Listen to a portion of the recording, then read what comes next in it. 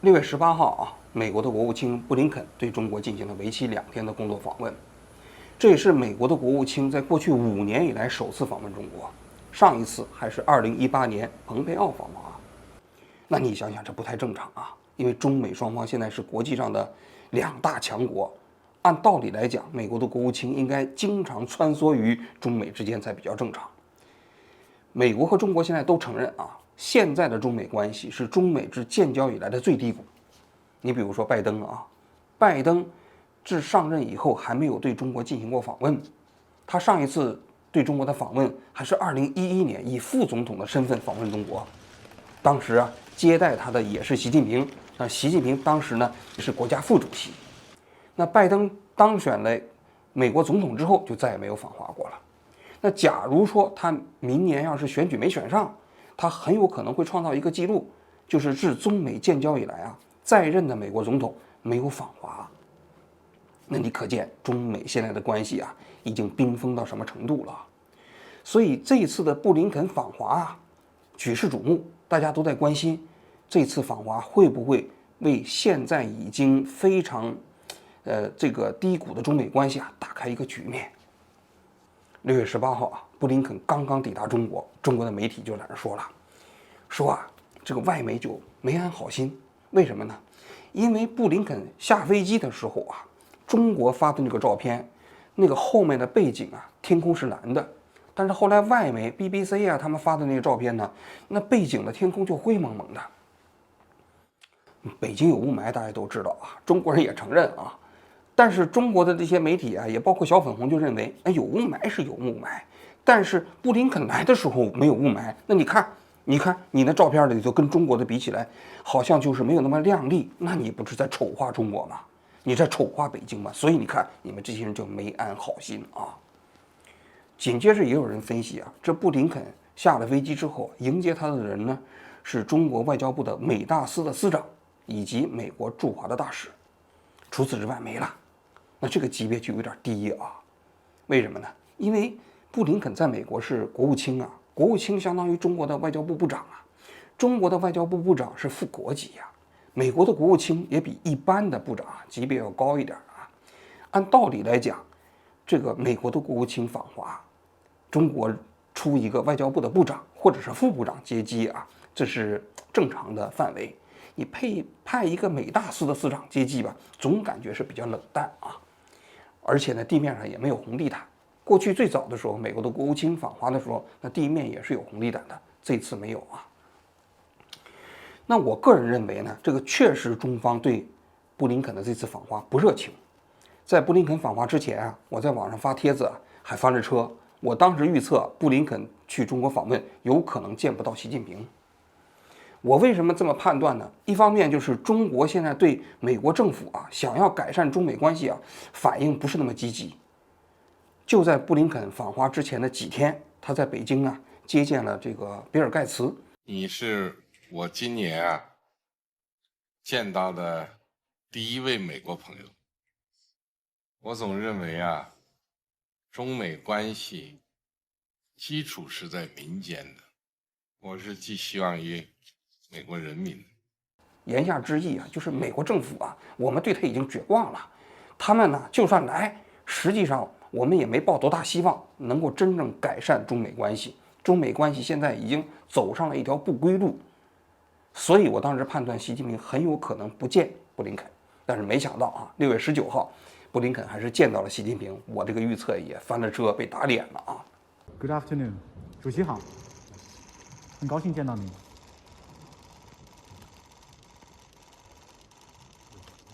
布林肯访华结束之后呢，我在推特上又发了一个帖子，我说布林肯访华之后，你觉得台海之间这个战争的风险到底是上升了还是下降了？我发现大多数中文读者对台海之间的风险都认为是降低了。为什么呢？就是认为接触总比不接触好嘛。那么接触总意味着中美双方实际上在减少敌对的这样的一种行为嘛，风险有可能降低嘛。通过我对这个新闻的分析和判断呢，我觉得这个结论呢好像是不太对，而且国际的主流媒体也不这么认为所以我今天要专门来讲一期布林肯访华我的看法布林肯6月18号访华之后啊，先是见了外交部部长秦刚，在钓鱼台国宾馆啊，双方谈了5个小时。之后呢，两个人在钓鱼台国宾馆里散步，晚上呢搞了2个小时的晚宴，一共整个这个见面的过程持续了7个半小时。双方啊谈得非常坦率啊，据新闻稿来讲啊，所谓的坦率的意思就是说双方各说各话嘛。紧接着，这个布林肯又见到了王毅啊，6月19号又见到了习近平，整个工作访问大概就是这么一个流程啊。那么我们首先分析一下布林肯访华他到底想要什么，想得到什么，然后这些他的目标有没有实现呢？我觉得布林肯访华啊，他大致是想要实现这么几个目标。第一个目标呢，就是为拜登和习近平未来几个月的见面啊铺路，因为很快啊，拜登和习近平就又要在国际峰会上见面了啊。但是见面的过程中，如果这2个国家的首脑只是见面握个手打个招呼，然后就说再见了，那这个实在是不太好，对吧？所以最好是能够进行一个双边会谈。但要进行双边会谈的话，就需要底下这个幕僚进行提前沟通当时的双边会谈要谈什么，而且一般来说要有点成果才可以。那布林肯到中国来的最重要的一个使命，应该说是这个使命啊，应该说是基本实现了。所以我预计啊，就是拜登跟习近平之间在未来几个月峰会的时候，双方还是会进行这个双边的会谈。第二点，布林肯这次访华是要重申美国政府对中国的那个4不一无意。这个所谓4不一无意啊，就是去年啊拜登啊跟习近平见面的时候讲到了。所谓的4不，就是第一，不寻求新冷战；第二，不寻求改变中国的体制；第三，不寻求强化同盟关系，反对中国；第四，不支持台独；第五，就是无意同中国发生冲突和对抗。这个呢是应该在拜登政府时期啊，中美双方之间达成的一个共识。但是啊，这个共识之后，中国认为啊，美国啊没有实现，没有兑现诺言。比如说这个4不一无意啊，就叫不寻求新冷战。但中国现在呢一直在指责美国在搞新冷战，用冷战思维在对付中国。因为冷战就是双方不怎么打交道嘛，要切割嘛，要脱钩嘛，对吧？大家都知道前一段时期内，那么美国不是跟西方其他几个国家在日本开会，讲到说不脱钩要脱风险。包括这次布林肯访华的时候也在反复强调不脱钩，因为脱钩做不到，只能说脱风险。那要是哪些东西不能卖给中国呢？就是那些中国可以提高自己的核武器的那么一个水平的东西，也包括反过来对付美国的这样的一个东西，我们不能卖给中国，其他都可以啊。所以他在这个记者会的时候也专门讲过，要纠正中国的一个观念。Important things for me to do on this trip was to disabuse our Chinese hosts of the notion that we are seeking to economically contain them. We're not. And as I've said,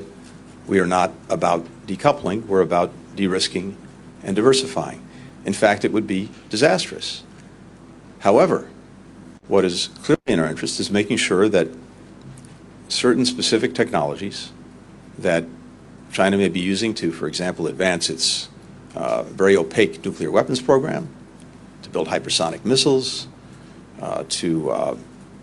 use technology that may have repressive purposes. It's not in our interest to provide that technology to China. 第二，不寻求改变中国的体制，这一点我觉得双方没有异议啊。第三点就是不寻求强化同盟关系，反对中国。中国认为美国这一点也没做到，你就是在强化同盟关系，反对中国嘛。第四就是不支持台独。那你想想，那前一段时期蔡英文访问美国，中国就认为美国是在支持台独嘛。虽然美国这次来了，还是在重申中美建交的那3个公报啊，不支持台独啊，但是中国认为你说是不支持台独，但你是支持他们实质台独，那是双方之间的分歧是巨大的啊。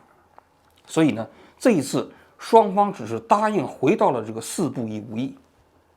至于对于这个4不一无意的这种解读啊，我个人认为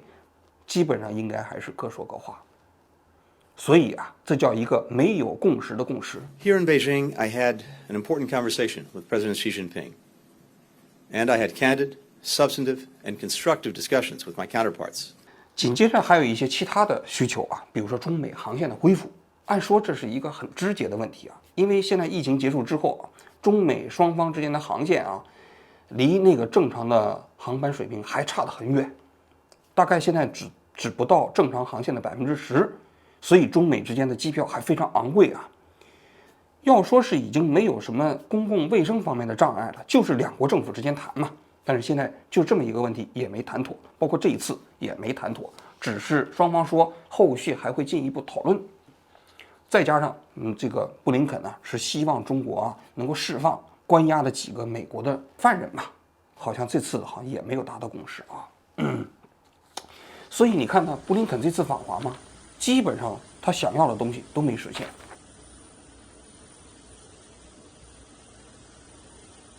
接下来我就来分析一下啊，布林肯这次访华最想得到的一个目标，就是恢复中美两国军队的沟通协商机制。大家都知道啊，中国和美国是全世界最大的两支武装力量啊。这两支武装力量平时是有多条管道进行沟通的。虽然中国和美国之间不是盟国啊，甚至还有可能是潜在的对手，但是这个管道实际上是非常丰富的。这些管道的目的啊，其实就是为了避免双方发生误判，避免擦枪走火。你比如说，2020年10月份，2021年的1月份啊，美国的参谋长联席会议主席啊，给中国的参谋总长啊李作成打了2次电话，因为当时拜登在选举的过程中间开始胡言乱语，他说有可能对中国使用核武器。那当时美国的参谋长联席会议主席就跟中国的李作成讲，他说你别听川普胡说八道啊，这事儿听我的。Is the sole nuclear launch authority, and he doesn't launch them alone, and that I am not qualified to determine the mental health of the President of the United States. The specific purpose of the October and January calls were generated by concerning intelligence, which caused us to believe the Chinese were worried about an attack on them by the United States. I am certain that President Trump did not intend to attack the Chinese, and it is my directed responsibility, and it was my directed responsibility by the Secretary. 那这个当时的目的啊，就是为了避免双方发生误判嘛。因为川普当时胡说八道的话，完全有可能引起中国军方的那么一种反应啊。所以啊，你可以看到这个沟通管道之重要。但是中美双方的沟通管道啊，在佩洛西访问台湾之后啊，中国一下子给关闭了3条，那就导致中美双方啊，现在啊，经常会出现一些摩擦和误判。比如说前一段时期啊，中美双方的军机在南海上空又见面了，又差点撞在一起啊，因为美军的侦察机在南海上空收集情报嘛，中国的歼16就用那种非常危险的姿态啊，从它旁边掠过，结果导致这个侦察机啊，那飞机还晃了一下。那这个情景给人感觉又回到了当年啊，2001年中国南海上空撞击的那一幕，所以美军就希望啊，双方能够进行沟通，别搞这种危险动作啊，万一再撞上怎么办呢？这是一个。再一个，就前一段时期内，中国的驱逐舰和美军的驱逐舰在台湾海峡相见的时候啊，差点撞上。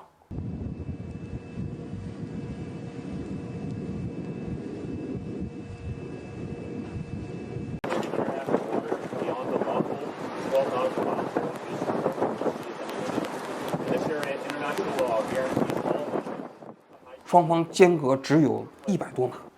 那你想想，对于驱逐舰这种庞然大物的话，在海上如果双方只距离100多码的话，那是非常非常危险的啊。所以美军非常希望能够重建沟通管道，避免双方擦枪走火啊。那么佩洛西当时访问台湾之后，中国和美国之间的这个管道啊被取消的都有哪些呢？我这里要给大家介绍一下。首先第一个就是中美双方啊海上安全磋商机制。这个海上安全磋商机制啊是1998年开始建立的，一个是双方的定期会晤，还有这个专门的小组，还有工作小组啊，不同层级每年都要搞会晤，其实就是避免中美双方的海上力量在海上见面的时候发生误判嘛。那个从1998年建立以后啊，这个磋商机制一共只停过2次，一个呢是1999年，美国轰炸南联盟，中美双方的这个机制停了1年。再一个就是2001年南海撞击之后，又停了1年。除此之后一直到2021年，双方都是在正常运转。结果到佩洛西访问台湾之后终止了，这是第一个沟通管道第二个沟通管道就是中美双方的国防部长的定期会晤机制。中国现在的国防部长叫李尚福，这说起来也挺有意思的美国现在还对李尚福在进行制裁当中。制裁的原因呢是2018年这李尚福从这个俄罗斯买了10架这苏35嘛，还有呢 SF-400的防空导弹嘛，所以美国呢就因为制裁俄罗斯，就把中国的这个李尚福给制裁了。当时这个李尚福还是总装备部的发展部的部长，结果没想到过了2年，这李尚福当了国防部长了。所以这个美国就有点尴尬因为这个定期会晤机制，你要求这个中美2个国家的防长要见面，但是呢，这李尚福又被美国制裁。按照美国的这个法律，你制裁的这个李尚福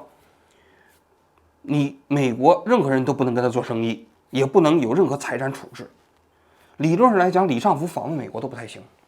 那你怎么见面呢？所以中国就一直要求美国取消对李尚福的制裁，而美方呢现在也没有意愿取消对李尚福的制裁，就僵在这儿了National Defense 李尚福。No, we are not. Well, I'll leave it at that. No, we are not. 在前一段时期这李尚福去新加坡参加这个香格里拉会议。这个香格里拉会议是一个全球安全会议参加都是各个国家的军方的负责人，主要是国防部长所以很多人当时都在观察李尚福参加这个会议有几个指标。第一，跟美国的国防部长见面的时候，双方会不会会谈见面，恢复这样的一个双方接触嘛？第二，就看李尚福在这个香格里拉会议上会怎么讲话。结果呢，李尚福到了新加坡之后跟美国的防长见面的时候，双方握了一下手，然后就拜拜了。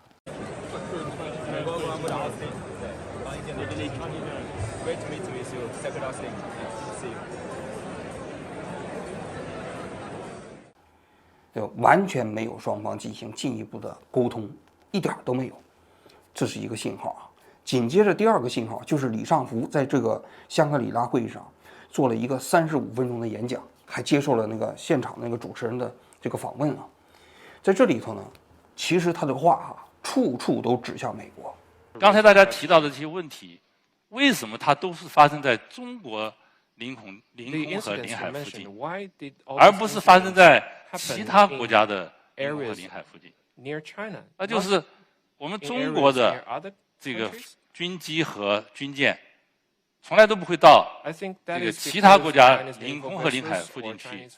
做所谓的航行霸权。最好的办法就是我们各国，特别是各国的军机和军舰，都不要到别的国家领海和领空附近去转悠。第二点就是他在针对台湾问题的发言极其强硬。中方再次正告，台独分裂活动越猖獗，受到的反制就会越坚决，一切外部干涉势力都将以失败而告终。如果有人胆敢把台湾从中国分裂出去，中国军队不会有丝毫迟疑，不畏惧任何对手，不管付出多大代价，都将坚决维护国家的主权和领土完整。应该说，中国的国防部长只是一个礼节性的也没有什么实际的军事权利。但毕竟他去出访做这个演讲，应该说是传递的中国政府在这个军事方面的真实思想，就是说给美国人听的，就是说给这个亚太地区这些国家人看的。所以你看，这条机制现在也中断了第三条就是中美这个战区领导人的电话沟通渠道。中国呢，大家都知道有5大战区嘛，东部战区、西部战区、南部战区、北部战区和中部战区。美国呢是分为全世界的，什么欧洲战区亚太战区太平洋战区在过去这些战区领导人之间有热线电话，但是从去年8月份开始美方的这个战区领导人给中国战区领导人打电话的时候，中国就不接了，就是一直都不接。那从美方的角度来讲，他就担心会出现一些擦枪走火。那为什么中国现在对美方的想要恢复军事沟通和协商机制不感兴趣呢？不答应呢？我个人觉得有这么2个原因。第一个原因就是中国现在已经不在意现在跟美军在见面的时候发生的这些风险，就比如说这个飞机，有可能发生相撞，这个驱逐舰双方差一点撞上这种状况在美方看来，这是属于两方军队之间的风险管控做得不好，必须要把这个东西给降低下来。但是中国认为风险就风险了，你怎么着就是要风险所以这就是一个非常重要的一个变化，这是第一点第二点，就为什么会有这种变化呢？在我看来，就是中国自己判断至少是在中国沿海地带、南海也包括台湾海峡这个区域中国军队的力量已经不输于美方了，已经不低于美方了，所以我不怕你了。你要想制造风险，你来所以中国现在才不惧于跟美军进行这种所谓的风险的摩擦。那这个我个人认为是一个巨大的变化。那这背后意味着什么呢？意味着中国实际上在解决台湾问题这个过程中间的决心呢是极其坚定的。大家注意到了吗？这次布林肯访问中国的时候无论是秦刚还是这个王毅也包括习近平，他们都在反复谈台湾问题、台湾问题、台湾问题、台湾问题。布林肯谈了很多其他问题，但是中国一直在说台湾问题、台湾问题，而且不停地在画红线，就是台湾是中国的国家利益中间的核心利益中间的核心利益，只要越过了这条线，中国必定反制。我不知道中国政府就是关于军事的判断是不是对是不是正确因为毕竟美国是全世界最大的军事强国中国军队一旦要跟美国军队发生正面冲突的话这个双方都说这是毁灭级的但是我想说的是，就是这个信号披露出来的信息是中国现在在军事方面至少在局部地区的自信，这一点呢是很多人没有意识到的。而这个呢预示着中国要想通过自己的力量解决台湾问题这个决心呢是空前的。所以我最后想说的是，你觉得布林肯访华之后，这个台海之间发生军事冲突的风险是降低了吗？我的判断是恰恰相反，就是中国越来越按照自己的那个主张和节奏想要解决台湾问题，因为他认为他的军事力量也已经使他越来越具备这样的能力和条件了。所以我的判断是，台海之间在未来10年左右的时间发生军事冲突的可能性不是降低了，反而是进一步升高了。这里我还要补充一点实际上中美双方就台湾问题上妥协和空间是不大的，因为对于中国政府来讲，台湾问题确实是它的核心的国家利益它退无可退，它一旦要退了的话，它可能执政的合法性都不存在了而对于美国来说呢，也基本上很难有妥协的空间，因为它有《台湾关系法》嘛，那美国政府也必须遵守这样的一个外交政策嘛。所以在双方这样的主张渐行渐远的情况下，伴随着习近平这样的中共政府越来越想要在自己的任内解决台湾问题，那你想想，中美在台湾问题上冲突就是结构性的，它跟整个的大环境都没有太大的关系。只要中国下决心想要解决台湾问题，那中美之间的冲突就不可避免。只不过这个冲突到底是什么层级的？是军事层级的，还是外交层级的，还是经济层级的？所以在我看来就是随着中美双方之间的这种冲突的加剧台海之间的风险也是在逐步升高的。好，我今天就讲到这里，谢谢大家。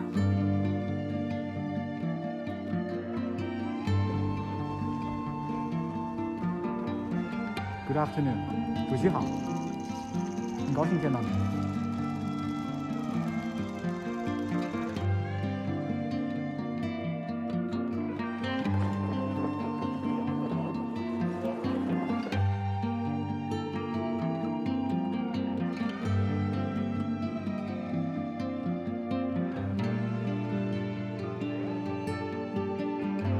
国军队不会有丝毫迟疑，不畏惧任何对手，不管付出多大代价，都将坚决维护